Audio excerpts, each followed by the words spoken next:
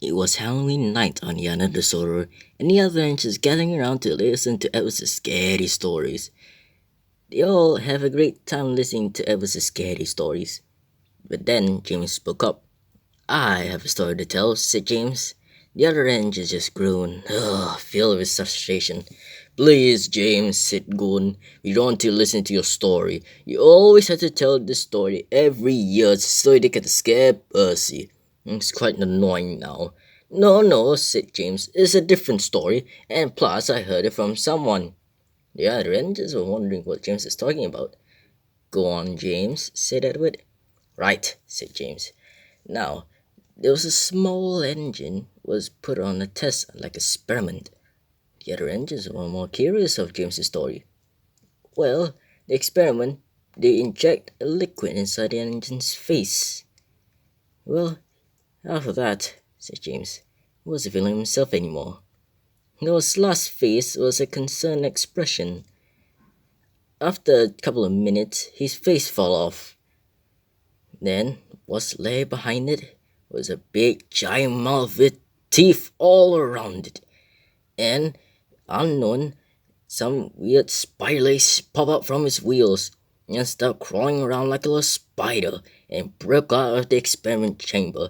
To this day, he still roams around the railway.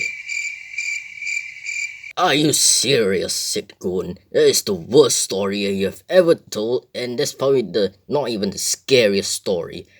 What? Said James. I just heard it from someone, alright. I don't have any idea stories to tell. Yes, ridiculous, said Percy.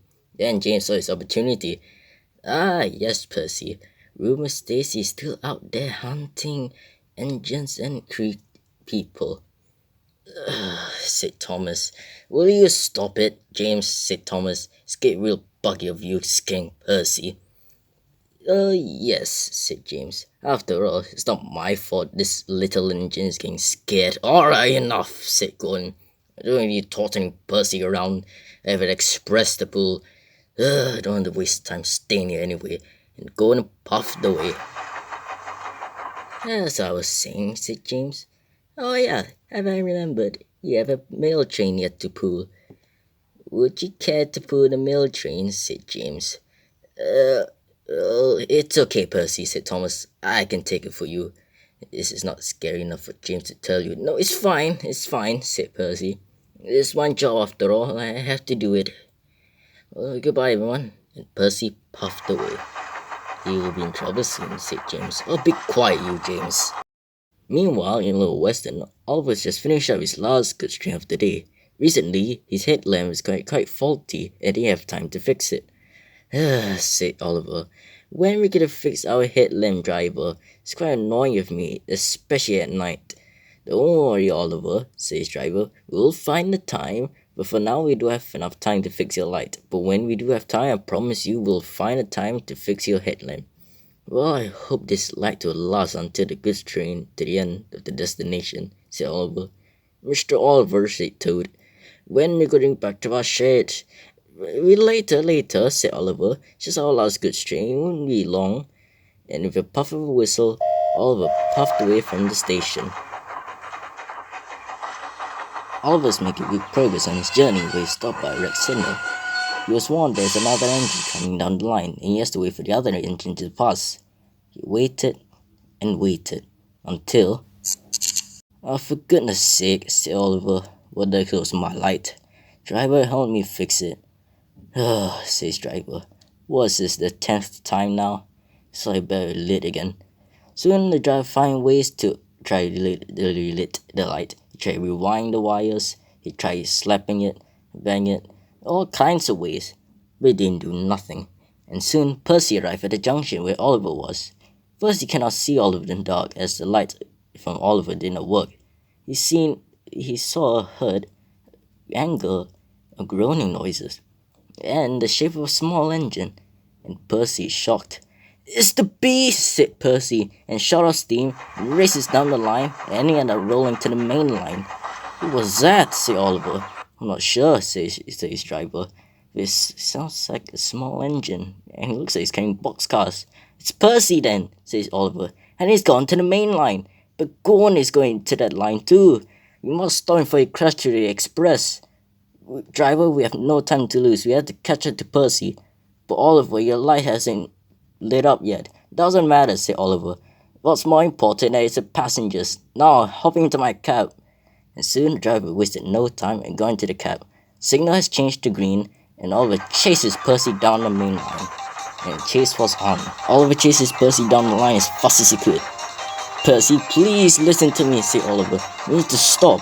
Stop, said Percy. I'm not going to listen to a monster that wants me to stop. Monster? What are you talking about, Percy? It's me, Oliver. No, said Percy. You're not Oliver, alright? And you're a monster. And Percy continued puffing fiercely and trying to get away from Oliver. Oliver, please think of something, says driver, before... Oh no, says driver. Gordon's coming. We need to think something before the two trains collide with each other. Oliver, think. Oliver thought and thought as the driver finally shoveling coal and gained some speed to catch up all Percy's driving fine. That's it, said Oliver. There's a junction up ahead. If we have enough time, we should send Percy to the siding. Oliver's too risky. It will be risky, but it should do the trick. It's only our last chance. Oliver saw the signalman. Oliver blew his whistle loudly. Signalman switch, said Oliver. Signal saw what's happening and switched Percy to the siding. Percy, said Oliver. What? Gordon! Gordon? Oh my god!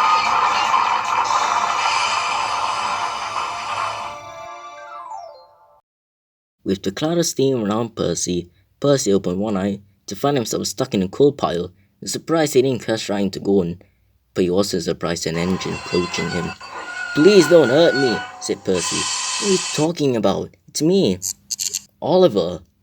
Oliver, said Percy. Is that really you? Yes, Percy, it's me the whole time. I've been trying to tell you that. I was even back in the junction earlier too. It can't be you back there, said Percy. It was a small engine, but it has growling and anger noises. It can't be you back there. Oh yeah, that was me, said Oliver's driver, hopping down from Oliver's cab. That was me. I've been trying to fix this functional light. I've been trying fixing it, but we don't have time, so we had to get used to the broken light. I'm sorry if that scared you, Percy. Really should control my anger. Sorry about that. Oh, said Percy, looking down in embarrassment. I'm sorry if I caused trouble. No, it's fine, said Oliver. You're lucky you didn't crash right into Gordon. Otherwise, you really did cause us trouble. Said Percy. Well, can you at least help me out from this coal pile? I think I'm a bit stuck here. Oh, no worries, said Oliver. So Oliver detached from his train and slowly pulled Percy from the coal pile. There you are, said Oliver. How are you feeling now? Well, I don't feel any damage other than coal dust. Yeah, I'm pretty fine. Oh yeah, not to mention, said Oliver. Why so scared of me from anyway? It's ever this monster thing. Oh yeah, said Percy, and explained everything of what James had said.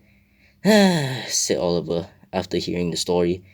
I heard those stories from my passengers, and I gotta say, that story is the most ridiculous story I've ever heard from my life. Why would they experiment on an engine anyway?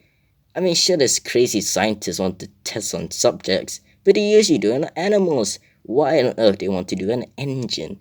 It's just the craziest thing ever, and it was the ridiculous one of all. And I hated the story ever since I heard it from them. Anyways, said Oliver, just don't listen to rumors of such nonsense story, Percy. Alright? Now take care out there. And then Oliver puffed away, pulling his good string. Said Percy. Maybe Oliver is right.